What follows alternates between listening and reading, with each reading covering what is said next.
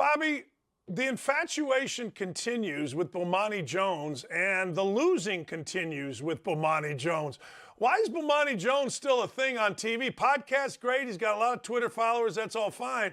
But why is Bomani Jones still a thing on our airway, on TV? Oh, yeah. What a wild story. So just a recap, this guy's career, ESPN gave him a radio show. He's the lowest rated ESPN radio show ever. He lost over 90 affiliates in afternoon drive time. So what ESPN did is they canceled his radio show and gave him a TV show called High Noon for $2.4 million a year. They first put him after First Take. He failed there at noon. Then they put him at 4 p.m. and he failed there too. So they had to cancel that show. But no worries. Because of his privilege, HBO then signed him and gave him this new weekly sports show following the highly rated John Oliver. And Dan, this is the lowest rated HBO show in modern day history. He's losing 80% of John Oliver's ratings. He's failing most weeks to even chart. And a couple of weeks ago, he lost to a 2 a.m. infomercial called Paid Programming on CNBC. I've never seen somebody fail like this. And I made it pretty clear yesterday.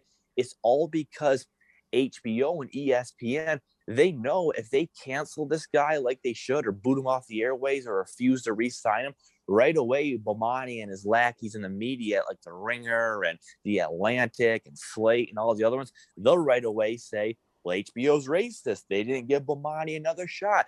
ESPN's racist.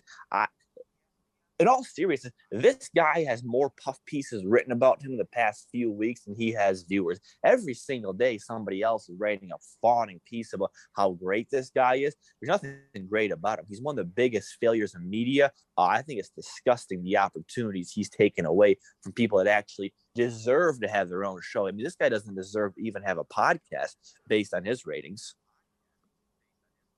Why is the media, why are they so in pocket? Is everybody so afraid to be called a racist? Oh, of course.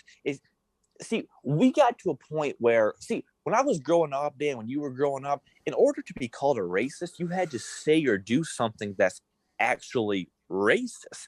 Now you have to prove you're not racist. It's the default that if you're white, you are racist. So these white executives at ESPN, HBO, they feel obligated to prove to places like the New York Times and Brian Stelter, who we just talked about, that they're not racist. There's no better way to prove you're not racist than they give Bomani Jones a show to call other white people racist.